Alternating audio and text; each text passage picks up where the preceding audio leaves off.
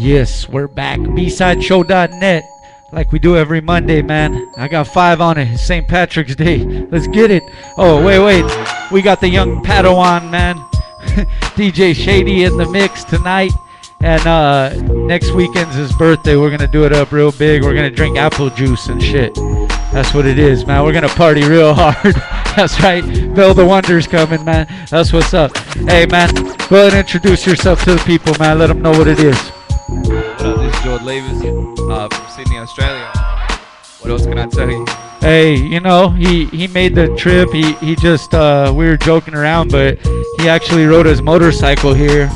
Took him, you know, only four days. And it's a push bike with a motor. You can't really call it a motorcycle. And it floats on water. Yeah, it's got flotation devices. It's a hydro motorcycle. Hey, man, all the way from Australia, man. That's a good look for us right here on the show. I mean, just the fact in general, I know we network with a lot of similar people, but just the fact that you heard about the B-Side show all the way in Australia, man, that to me that makes me feel good, man. But what's going down with the scene in Australia, G? Man, it's good. It's still sort of compared to here, it's in its infancy, you know. But it's good. We're doing a few things out there. We got people making real money out of it right now. So I mean, that's good for everybody. I produce, I make beats. So if rappers are making money, then I'm making money. So and you know, like Australian hip hop sort of is starting to be its own genre. You know, it's doing its own thing, which is dope. That is dope, man, because there's a lot of, I mean, some people might not even know, but there's a gang of famous Australian, I mean, music in general, though, of a lot of famous Australian artists, man. But yeah, they've been doing.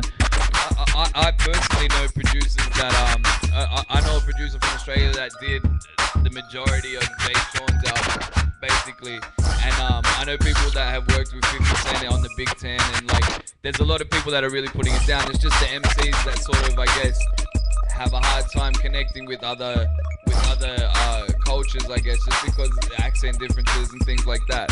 But I mean, hopefully it becomes something whereas people can start doing what Dizzy Rascal did and things like that, and really make it an international thing, just because it's its own thing, you know. Music is universal, anyways, and your accent's dope, by the way. That shit is dope. I mean, my homies are gonna wonder why I'm talking in that accent tomorrow, but you know, it's because I think it's cool. Nah, you get a pass, man. I'll give you some lessons. Yeah. Just show me the lingo, dog. Hey, real talk. I wanted to ask in general, because you said it's in its infant stages in hip hop in general. In comparison to here, yeah. I mean, people have been putting in work for a long time, you know. But it's like, obviously with the internet, it accelerates things, and I mean, we heard about it sort of. I don't know, man, probably only a few years after you guys, but because everything was sort of, you know, via post and radio and things like that, Australia's a very top 40s kind of community musically, so the internet definitely opened things up, you know, within the last however long it is. Is there a big, because you did touch on something there with the kind of a top 40 sound, that's what the majority, I guess, kind of gravitates towards, but because of the internet, is there like a big kind of like more underground following now of hip hop? Yeah, absolutely. I mean, we had Eminem come out within the last couple of months, and he brought Action Bronson. You know what I mean?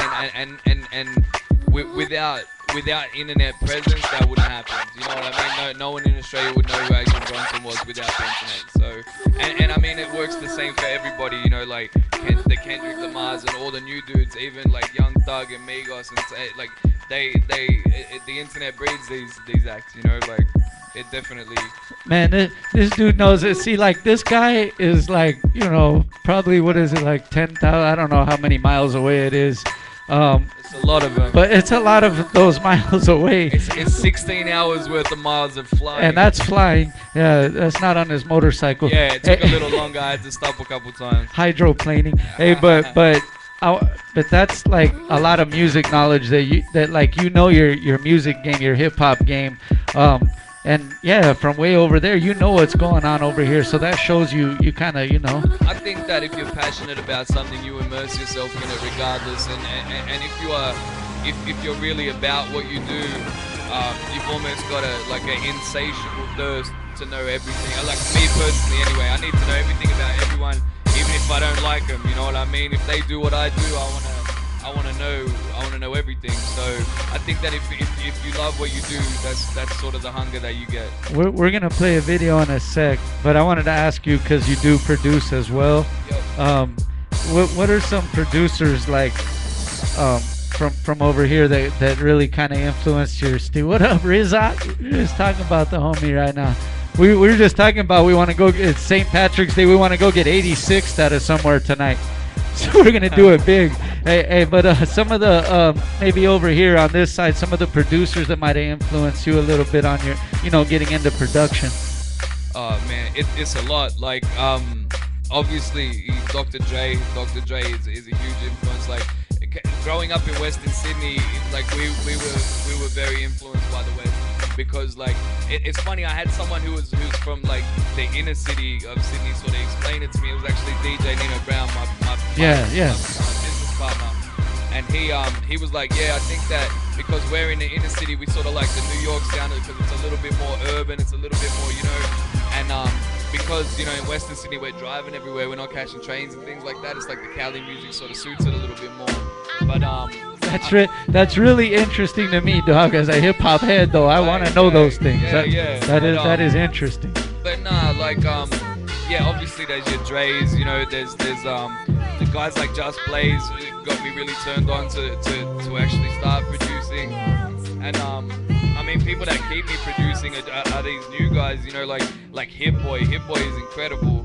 And man, there's so many. It's hard to sort of try and hone in on the big ones. But guys, like I think that I appreciate people that can reinvent themselves when people start jacking their style. So like guys like Dre, guys like Timberland, guys like Pharrell, it's like they start sounds as an institution, and then as soon as people start jacking it, they got a brand new one for everybody. I'm feeling that too, because I'm a fan of Timberland as a producer, dog, and I feel like he does do that. When people start kind of copying, he goes to a whole different lane. And you know what? That shows you the beat makers from the producers. You know what I mean? It's like there's certain people. I'm not gonna say any names, like whatever. But it's like there's certain people that have. Hey, ma. There's certain people that have like signature sounds, and then it's like the next dude comes along with something similar, and you never hear from him again. So it's the people that stay in the game that are always inspirational to me. See, man, this is why I need, I wish he lived like 100,000 miles closer. We'd be chopping it up about this shit every day, man. That's what it is, man. Jord Levus all the way from Sydney, Australia in the building. We'll be right back after this video. It's the B-Side Show. Act like you know.